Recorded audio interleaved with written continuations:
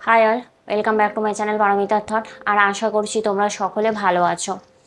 আজকে যেই টপিকটার ওপর কথা বলতে এসেছি সেটা অনেক মানুষ কমেন্টের থেকেও বড় কথা মেসেঞ্জারে মেসেজ করে যে দিদি এমন কিছু একটা বলো যাতে অর্থ প্রবলেম দূর হয়।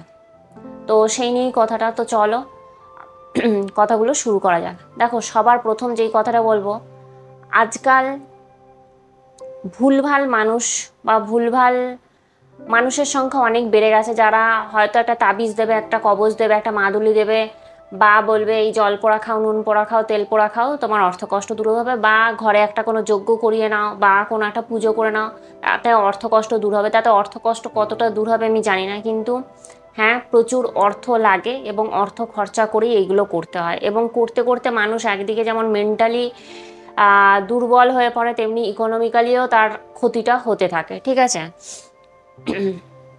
আমি সবসময় বলে এসেছি যে মন্ত্রের শক্তি, হিন্দু ধর্মের যে মান্ত্র আছে, মন্ত্রের শক্তি কিন্তু অনেক।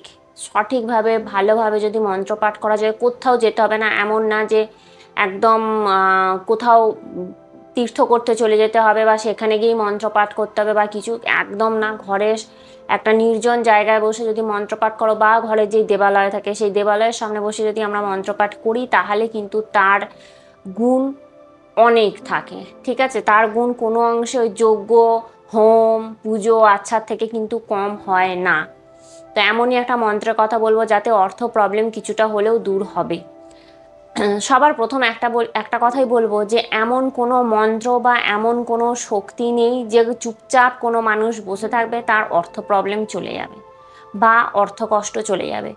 অর্থ সেখানেই আসে যেখানে মানুষ পরিশ্রম করে, তার নিজের যতটা ততটা চেষ্টা করে যায় তাকে, মানে নিজের ফাইন্যান্সিয়ালি দিক থেকে ঠিক হওয়ার জন্য বা ইকোনমিক্যালি ঠিক হওয়ার জন্য। ঠিক আছে, পরিশ্রম করতে হবে। পরিশ্রম করবো না, চুপ করে বসে থাকবো, বা কোনো বাবার কাছে যাব, মাদুলি তাবিজ কবজ কিছু দেবে তাতে আমার অর্থকষ্ট দূর হবে, খারাপ দিন দূর হবে, সেটা কখনোই নয়। পরিশ্রম প্রতিটা মানুষকে করতে হবে এবং পরিশ্রমই কিন্তু আমাদেরকে উপরের দিকে নিয়ে যায়।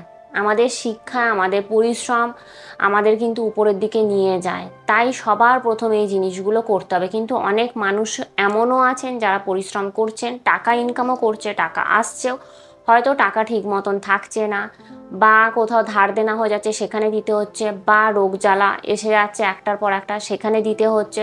এরকম বহু মানুষ রয়েছে, তারা এই জিনিসটা ফলো করতে পারে বা এই রেমেডিটা ফলো করতে পারে, যেটা আমি বলবো।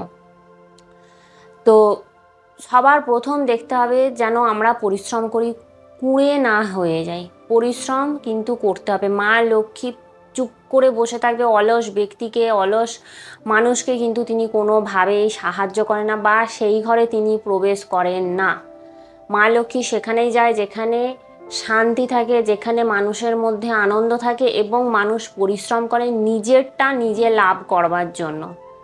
সব সময় ঠাকুরের কাছে গিয়ে ভিক্ষা করব যে হে ভগবান আমাকে করে দাও, হে ভগবান আমাকে এটা দিয়ে দাও, হে ভগবান আমার জন্য এটা করে দাও, সেটা কিন্তু চলে না, হয় না।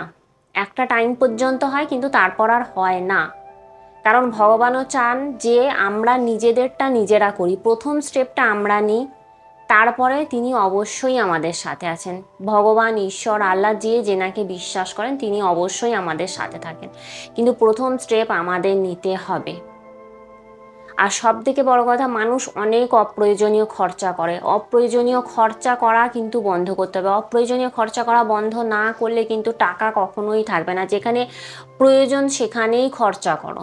প্রয়োজনের অতিরিক্ত খরচা যখনই হয়ে যাবে তখনই কিন্তু মা লক্ষ্মী অসন্তুষ্ট হন। প্রয়োজনের অতিরিক্ত যেখানেই খরচা হয়ে যাবে সেখানে কিন্তু মা লক্ষ্মী অসন্তুষ্ট হন।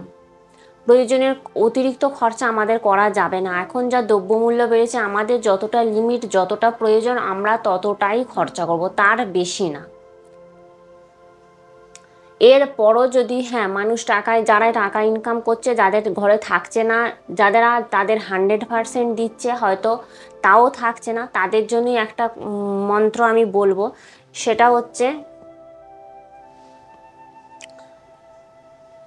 কুবের, অষ্টলক্ষ্মী কুবের মন্ত্র। আমরা মা লক্ষ্মীকে হিন্দু দেবী হিসাবে, অর্থের দেবী হিসাবেই জানেন, কিন্তু মা লক্ষ্মী হচ্ছে প্রচণ্ড চঞ্চলা। অর্থাৎ ঘরে যদি একটুখানি কোনো অশান্তির ঝড় আসে বা কোনো কিছু একটা জিনিস হয়, তাহলে কিন্তু মা লক্ষ্মী সেখানে থাকেন না, বাস করেন না।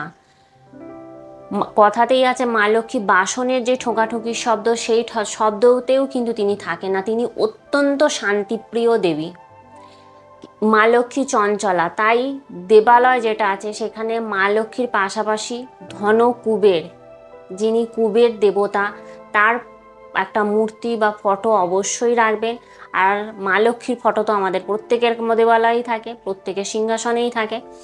আর এই মন্ত্রটা অবশ্যই বলবেন, সেটা হচ্ছে ওম হ্রিম শ্রীম হ্রিম শ্রীম কুবেরায় অষ্টলক্ষ্মী মহাগৃহে ধনম পুনরায় পুনরায় নামাহা। দরকার হলে পজ করে এটা বারবার শুনবেন। এটা নিজেরা পাঠ করুন মিনিমাম 11 বার, 41 ডেজ পর্যন্ত, 41 দিন পর্যন্ত 11 বার করে অবশ্যই পাঠ করুন। আর একবার বলে দিচ্ছি, ওম শ্রীম হ্রিম শ্রীম কুবেরায় অষ্টলক্ষ্মী মম গৃহে ধনম পুনরায় পুনরায় নামাহা। এটা 41 দিন 11 বার করে অবশ্যই পাঠ করুন। এটা অষ্টলক্ষ্মী ধনপ্রাপ্তি মন্ত্র, যার দ্বারা অর্থকষ্ট দূর হবে। যদি কোনো অর্থের দিক থেকে নেগেটিভিটি থেকে থাকে সেটা দূর হবে, বা অর্থ হয়তো প্রচুর খরচা হয়ে যাচ্ছে, কিছুতেই কন্ট্রোল করতে পারছে না, ধার দেনা অনেকটা বেড়ে যাচ্ছে, সেগুলো কন্ট্রোল হবে। আর এই মন্ত্রটার মানে এটাই হচ্ছে, ভগবান আমাদের যিনি দেবী মা লক্ষ্মী এবং কুবের দেবতার কাছে এটাই প্রার্থনা যে যেন অর্থের আমাদের কোনো অভাব না হয় এবং আমাদের যেন অর্থকষ্ট দূর হয়। আশা করছি এই মন্ত্রটা আপনাদের জীবনে অনেক কাজে লাগবে, বা কিছুটা হলেও অন্তত অর্থকষ্ট দূর হবে।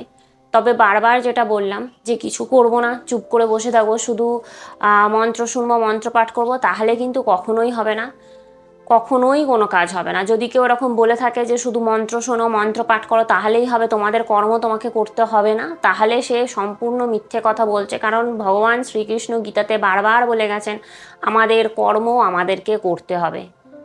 আমরা যেখানেই জন্মাই না কেন, ধনী মধ্যবিত্ত নিম্ন মধ্যবিত্ত গরিব ফ্যামিলি যেখানেই জন্মাই না কেন, আমাদের সেটা দোষ না। আমরা যদি সেই অবস্থাতেই মারা যাই সেটা কিন্তু আমাদের দোষ, আমাদের কর্মের দ্বারা আমাদেরকে করতে হবে। আর হ্যাঁ, যে কোনো মন্ত্র এটা বলা হয় যে মনের জোরটাকে আরও বাড়ায়, মনের জোরকে আরও বাড়ায়। মন্ত্র যদি সঠিকভাবে পাঠ করা যায়, হনুমান চল্লিশা হোক, মহামৃত্যুঞ্জয় হোক মন্ত্র হোক, মা লক্ষ্মীর মন্ত্র হোক, মহালক্ষ্মী মন্ত্র আমার এই চ্যানেলেই দেওয়া আছে, চাইলে আপনারা দেখতে পারেন। মহালক্ষ্মী মন্ত্র প্রচুর এফেক্টিভ যদি সঠিকভাবে পাঠ করা যায়। এটা আপনারা 11 বার পাঠ করুন 41 দিন, আশা করছি অনেক উপকার পাবেন। তো বাই অল, দেখা হচ্ছে পরবর্তী আর একটা ব্লগে। আর শেষ পর্যন্ত তোমরা যদি শুনে থাকো, যদি তোমাদের ভালো লেগে থাকে, তাহলে অবশ্যই লাইক শেয়ার এবং সাবস্ক্রাইব করো। এরকম সুন্দর সুন্দর আধ্যাত্মিক বা গীতা নিয়েও মাঝে মাঝে বলি, গীতার কোনো কথা নিয়েও বলি, আলোচনা করি, বা মোটিভেশনাল ব্লগের জন্য বা কোনো পজিটিভ ব্লগের জন্য। আর অবশ্যই বেল নোটিফিকেশানটা অন করে রেখো। বাই অল, দেখা হচ্ছে পরবর্তী আরেকটি কোনো পজিটিভ ব্লগে।